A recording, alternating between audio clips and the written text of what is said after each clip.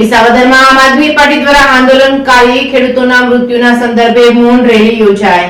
વિસાવદરમાં આમ આદમી પાર્ટી દ્વારા હાલમાં ચાલતું ખેડૂત આંદોલનમાં મૃત્યુ પામેલ ખેડૂતને શ્રદ્ધાંજલિ આપવા માટે મૌન રેલીનું આયોજન કરવામાં આવ્યું હતું, જેમાં મૌન રેલી વિસાવદરના સરદાર ચોકથી શરૂઆત કરીને જૂના બસ સ્ટેન્ડ ચોકમાં ડોક્ટર બાબા સાહેબ આંબેડકરના સ્ટેચ્યુ પર પૂરી થઈ હતી। આ તકે આમ આદમી પાર્ટીના મહિલા નેતા રેશમા પટેલ દ્વારા શાસક ભાજપ સરકાર ઉપર આક્ષેપ કર્યા હતા। આ તકે આંદોલનકારી ખેડૂતો ઉપર ગોળીનો વરસાદ કર્યો હતો, તે બંધ કરો નહીંતર આ ખેડૂતો તમારી સરકાર હલાવી નાખશે તેવું જણાવ્યું હતું। મૌન રેલીમાં આમ આદમી પાર્ટીના જૂનાગઢ જિલ્લાના પ્રમુખ રાજુ બોરખત્રિયા, રેશમા પટેલ તેમજ વિસાવદર શહેર પ્રમુખ સુભાષ ગોંડલિયા સહિતના કાર્યકરો જોડાયા હતા। Reporting by Haresh Mehta, Visavadar. વિસાવદર ખાતે મૌન રેલીનું આમ આદમી પાર્ટી પરિવાર દ્વારા એક દુઃખ વ્યક્ત કરવા માટે મૌન રેલી કાઢી છે।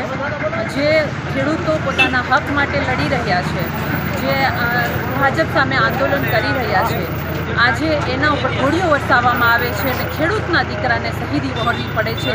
એવા જ્યારે આંદોલનકારી ખેડૂતો શહીદ થયા છે તો એને શ્રદ્ધાંજલિ આપવા અર્થે અમે સૌ વિસાવદર ખાતે આમ આદમી પાર્ટી પરિવાર ભેગો થયો છે અને અમે એમને શ્રદ્ધાંજલિ અર્પણ કરી છે મૌન રેલી દ્વારા અને આ દુઃખમાં અમે સહભાગી થયા છે। અને ભારતીય જનતા પાર્ટીને એટલું કહેવાનું છે કે એક ખેડૂતના આંખમાં આંસુ આવશે ને તો તમારી સત્તા ક્યારેય નહીં ટકે। એટલે સત્તા ભૂખ્યું ભારતીય જનતા પાર્ટીને એ પણ મારે વિનંતી કરવી છે કે ખેડૂતના દીકરાઓ પર ગોળીઓ ન વરસાવવો, એ પૂરા જગતને જમાડે છે, પૂરા જગતને જીવાડે છે।